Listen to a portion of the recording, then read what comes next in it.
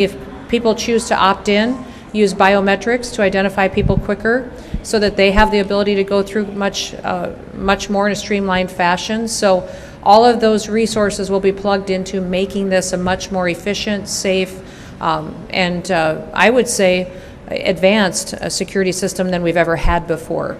But that is, I think, the key to all of government under President Trump's administration is that we evaluate everything that we do and make sure that it is something that is best serving the American people. And that's one of the reasons that you see this policy being implemented today. Yes. Hi, Sarah Ploss with CBS News. Yeah. A little bit of a two-part question for you. Sure. Is this an immediate nationwide rollout starting today? Yes. And then do you feel like immediately you have every airport nationwide has the capability to stop, a shoe bomb or whatever it might be right now from making it through security? We've gone back and evaluated this process and how we screen individuals and looked at the efficacy of it and making sure that everything that we do matters. And if it is something that is beneficial that helps us in the screening process, we will continue to do it. So there will be individuals at times that will be asked to remove their shoes. If we think there is additional layers of screening that is necessary, that may still happen to an individual. But we are excited with the fact that we have the technology now, that we have the multi-layers of screening in place that we've built in over the recent several years that give us the ability to allow our travelers to keep their shoes on. Yes. Hi. I'm Pavan from Politico. The Supreme Court ruled this afternoon to allow President Trump to move forward with mass firings of federal workers. Will the TSA move forward with a reduction in force, and what could that look like and when? We'll continue to evaluate the decisions out of the Supreme Court, but as always, we comply with court requirements and federal court decisions. Yes. Hi, Alexandra Scores, CNN. Yes. I'm wondering if this shoe removal policy was that some level of security theater? Why did we do it all these years? Everything that TSA does and requires of travelers has always been necessary, but they have advanced over the years. Since the no shoes policy went into place in 2006, we have made advancements in how we screen individuals. As you've gone and traveled through airports, I'm sure you've recognized it as well. We've added new scanners, new technologies, more TSO officers in some areas. If the Real ID compliance allows us another layer of security, knowing who's going through our checkpoints and who isn't, you'll still see dogs being used to be able to check different bags and individuals as they go through. So all of those processes give us the ability to allow travelers now to keep their shoes on. Yes, follow up. And so knowing that, does this new implementation lessen the value of pre-check, and will we see decreases in prices maybe? I believe pre-check will still be something that many travelers will want to utilize, because when they have TSA pre-check, they won't have to take off their belt or their coat or remove things out of their bag such as laptops or compliant liquids. So TSA pre-check still adds a value to those travelers. What we're implementing here today for every single traveler is just that they get the chance to keep their shoes on, which I think they'll be thrilled about. Yes. Hi, this is Marta Garde from FNU Services. Mr. President said today that you are not going to need so much border funding because no migrants came into the border last month. How much do you think that you can save, and how are you planning to spend those savings? Yes, we are continuing to look at the dollars that were appropriated to the Department of Homeland Security through the Big Beautiful Bill. And the border wall still needs to be finished as far as infrastructure. And also, when the last border wall was built during the first Trump administration, the structure was completed, but the technology around it was not fully implemented.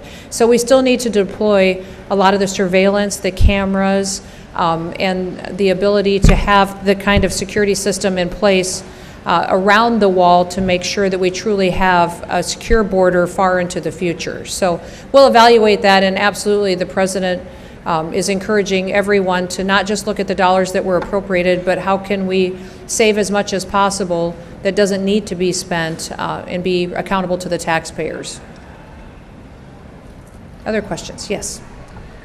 Each airport has different equipment with varying capabilities. How will you be sure that every airport in the U.S. has the necessary technology it needs? We've evaluated the equipment that every airport has and are fully confident at the no shoes policy that we still have the security needs in place at every single checkpoint. I think you'll be excited to hear, though, that we have the ability now to implement even more technologies. And we will be piloting several different security checkpoints across the nation at different airports that will allow individuals to come in through a security checkpoint and maybe not even have to interact with officers at all, walk through machines, keep their bag with them, not remove laptops. All of those are technologies that we're exploring right now that we could put into place. And I think over the next 6 to 9 months, you will see across the country pilot lanes and security checkpoints that will give us even more advancements and make this security process much more streamlined for the traveler. Yes. With the new technology you're talking about, is there any plan to take a look at the liquid rules or any other rules like that? And I would say that every rule is being evaluated. All of you have traveled, and all of you know that sometimes the checkpoints can be cumbersome and unpredictable based on what the situation is there. And so with removing your technology, the liquids, your belts, your coats, your shoes, all of them are being evaluated and looked at, but it can only be accomplished if we have the adequate technology to make sure we're doing this safely and still keeping our systems hardened against those who would wish to perpetuate criminal activity against our airlines or those who would travel in our airways. So we'll continue to look at them, but no announcements made in those areas today. One more question. Yes, sir. Well, we'll do two because I saw both of you, so we'll do those two. Ethan Beck, Washington Post. Earlier today, a Border Patrol agent in Van Nuys, California, said that 3 individuals had been arrested for attempting to disable vehicles, that they'll face felony charges. Sorry, I can't hear you. You want to Sorry. say that again? Yeah, a U.S. Border Patrol agent in Van Nuys, California, said that 3 individuals had been arrested for attempting to disable vehicles, and that they'll face felony charges. Can you confirm which agency actually arrested them and the charges filed? I can't confirm that for you, but I will follow up with you on that. Yes. And I do want to remind everybody that when it comes to security, I'm very grateful for all of our law enforcement officers, for our security officers here that work with TSA as well, for what they're doing to protect the American homeland. We live in times where individuals are choosing to attack law enforcement officers while they're doing their duties. In fact, we've seen a 700% increase in violence against some of our law enforcement officers in recent months. I'd encourage everybody in America to go out and to thank a law enforcement officer, someone who serves to keep our country safe. They do hard work. They spend hours a day. Many of the individuals behind me spend many hours dealing with tired individuals traveling who haven't been home for a while, living out of suitcases, and they're very patient and wonderful. If we have an opportunity to thank them for what they're doing, that would be a wonderful thing that we could do. And yes, did you have a question? Yes. Final question. Evan Kozol from Spectrum News.